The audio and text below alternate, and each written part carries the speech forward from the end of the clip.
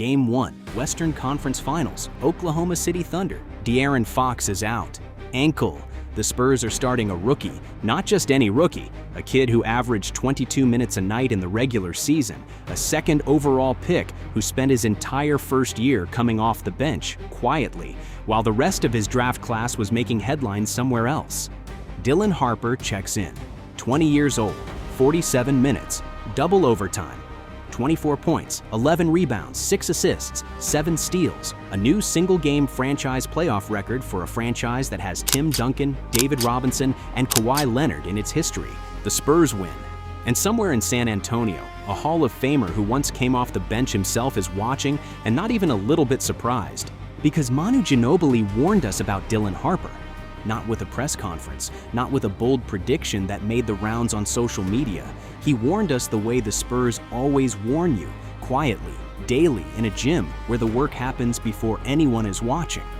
While the rest of the league was debating whether Harper belonged in this situation, Manu was in that building every single day, showing him exactly how to own it. Nobody listened. They do now.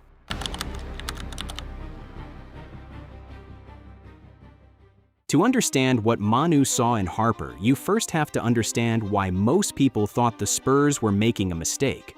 The 2025 NBA draft had a clear hierarchy. Cooper Flagg was the consensus #1 pick, and everyone agreed on that. Harper was the consensus #2, 6'5", left-handed, a jumbo lead guard out of Rutgers who averaged 19.4 points, 4.6 rebounds, and 4 assists as a true freshman. A one-and-done who did it all. His basketball IQ was off the charts. His size and length at the point guard position were rare. His ability to finish at the rim with either hand was elite. On paper, he was exactly the kind of player you build around. The problem wasn't Harper. The problem was where he was going.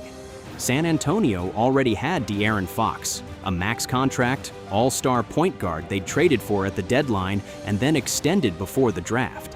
They had Stephon, the second-year guard who'd already made the all-rookie first team and was drawing comparisons to Drew Holiday. They had Victor Wembanyama as the foundational piece, a 21-year-old alien basketball entity who needed playmakers around him, not more creators clogging the same lane. 3 lead guards, 1 ball. The takes were immediate. Some analysts argued San Antonio should have taken a wing, a big, someone who would fit more cleanly alongside the core they already had. A few pieces pointed out that Harper's shooting was the biggest red flag coming out of college. 33% from 3 at Rutgers, a number that screamed streaky and raised legitimate questions about whether he could space the floor at the highest level.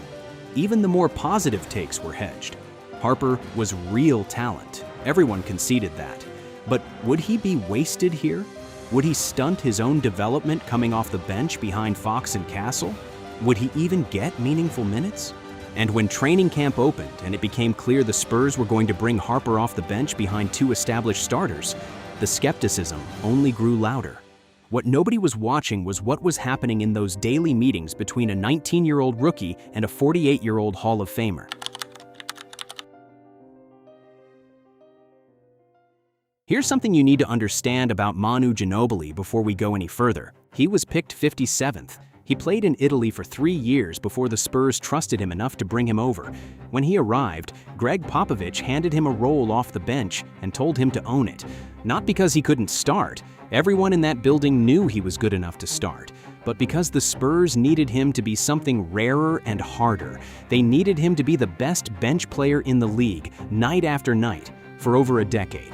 He won 6th Man of the Year in 2008. He accepted that role with everything he had because he understood something most players never do. Your value to the team isn't defined by your position in the rotation. It's defined by what you do when you're out there. When Ginobili came back to the Spurs as a special advisor in 2021, the organization described his role as player-centric development, helping young players grow on and off the court. By the time Dylan Harper arrived in the summer of 2025, Manu was ready. Harper told reporters he talked to Ginobili more than anyone else in the building, every day since he'd been there. He was asking Manu the questions you'd expect a 19-year-old kid to ask the man who'd done exactly what he was now being asked to do. How do you adapt to the speed of the game coming from overseas? What changed most when you turned professional? What kept you locked in? But the most important conversations weren't about the broad strokes of being an NBA player. They were specific, technical, left-handed scorer to left-handed scorer. Harper said Manu told him, if you're a lefty, you watch every lefty who has ever played in this league, every finishing angle, every floater variation, every Euro step variation, because defenders are trained against right-handers, and your left hand is your weapon, but only if you understand exactly how to use it. And then there was the mentality piece, the thing Harper kept coming back to whenever reporters asked him about their conversations. What I take the most is his mentality. It's just next game up. If you have a bad game, once you get out the shower, it's next game. Simple, direct, not something you read in a motivational book. Something a man who played 1,057 NBA regular season games figured out the hard way and then handed to a kid who was still figuring out how to handle a Monday night in November in Oklahoma City. And when Ginobili saw Harper embrace the sixth man role, not grudgingly, not with the energy of someone accepting a demotion, but with genuine buy-in, he said it publicly. He was thrilled. That reaction was the warning sign, and almost nobody caught it.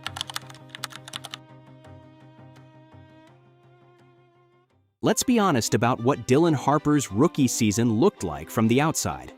The Spurs were great. Wembanyama was transcendent. Castle was ascending. Fox was steady. The team won. But the conversation around Harper was almost always framed around what he wasn't doing rather than what he was. He averaged 11.8 points and 3.9 assists in 22.6 minutes per game. For most second overall picks in NBA history, those numbers would be a crisis. Other rookies from the 2025 class were getting bigger minutes, splashier moments, louder headlines. Con Knoopel in Charlotte was shooting the lights out. VJ Edgecombe in Philadelphia was making plays that ended up on every highlight reel. Cooper Flagg in Dallas was being talked about as a franchise cornerstone from opening night. Harper was coming off the bench in San Antonio and posting quiet, efficient lines that the box score didn't fully capture. The criticism came from everywhere. He was supposed to be a top 2 pick, and he was playing fewer minutes than the sixth man of a contender is supposed to play. Reporters started asking whether the fit was working, whether the Spurs had misread the situation, whether Harper's development was being stunted by a crowded backcourt that didn't give him the room he needed to grow. His father, Ron Harper, watched all of it from outside the building. He didn't say much publicly. He knew something the critics didn't. Because while the box score said 11.8 points in 22 minutes, the advanced numbers told a different story. Harper was a plus player every time he was on the floor. His feel for the game, the patience in his dribble, the way he moved without the ball and found gaps before they opened. It was drawing comparisons to a certain lefty from Argentina who had looked modest in his early box scores too. And through all of it, Harper never complained, never asked for more minutes, never sent signals through his camp that he wanted a different role. He just kept getting out of the shower and thinking about the next game. That is not a natural thing for a 19-year-old. That is something you learn from someone who did it first.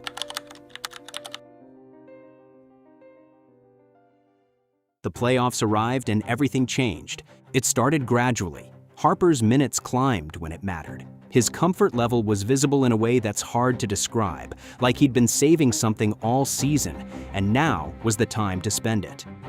Through the first round, the Spurs were outscoring opponents by 73 points with Harper on the floor. 73 points. Off the bench. Then came Game 1 of the Western Conference Finals against Oklahoma City. De'Aaron Fox had turned his ankle. He was out. Harper wasn't just getting minutes, he was starting in the Western Conference Finals against the defending champions in double overtime. He went for 24 points, 11 rebounds, 6 assists, and 7 steals. In double overtime, as a rookie who'd been playing 22 minutes a night for 8 months. The 7 steals set a single-game franchise playoff record for the Spurs.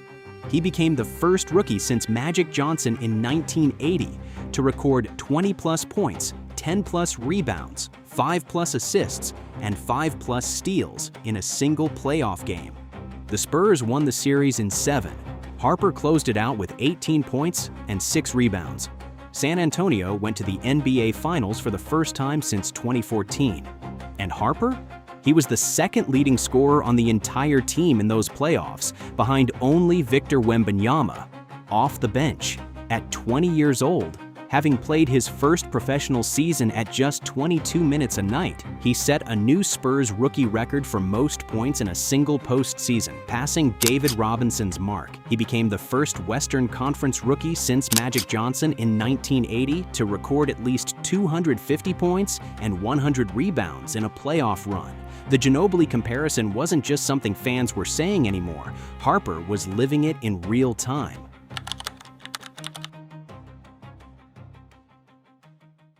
The Spurs lost the 2026 Finals to the New York Knicks, 4-1.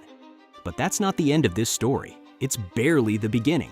Harper averaged 18 points, 6.4 rebounds, and 3 assists per game in the finals, off the bench, as a 20-year-old in his rookie season. His performance in an elimination Game 5, 25 points, 5 rebounds, 4 assists, competing for 31 minutes in what had become a one-sided series, was the closing statement of a remarkable first year. He led all bench players in scoring across the entire playoffs. He came off the bench in every single game. He never once asked for a different role.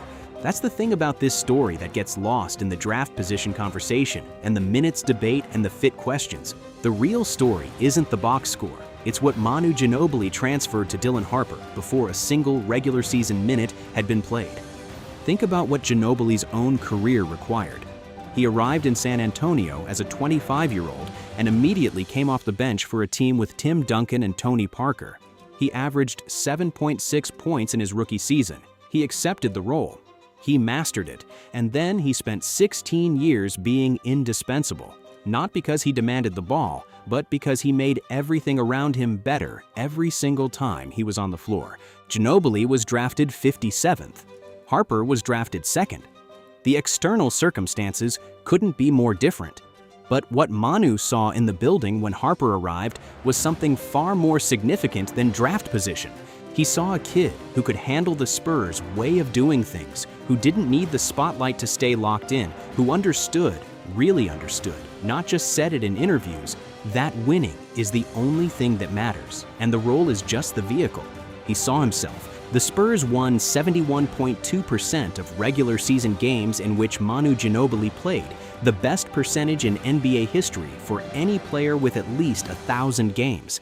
That percentage was never about stats. It was about something that doesn't show up in a scouting report and can't be measured before the first training camp. It can only be passed down.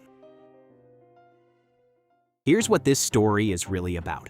The San Antonio Spurs have now done this repeatedly across 3 different eras with completely different players.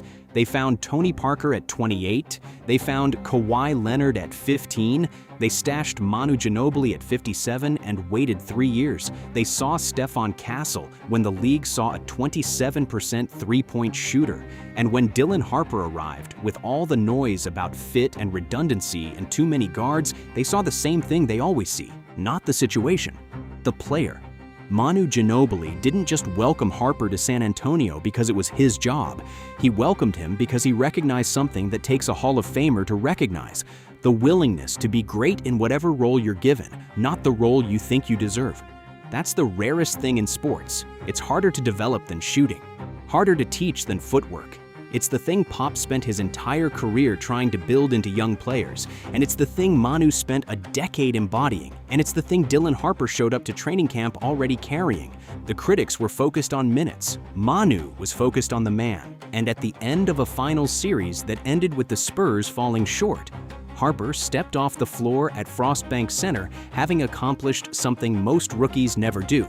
He made you believe the best version of what he can be is something the league has never quite seen before. A 20-year-old off the bench in the NBA Finals, with a Eurostep borrowed from a lefty who was sleeping in Brazil when they called his name. Manu Ginobili warned us about Dylan Harper. Not with a press conference or a bold prediction. He warned us by spending every single day of Harper's rookie year pouring everything he had into a kid who was ready to receive it. The rest of the league was debating the fit. Manu was building the future,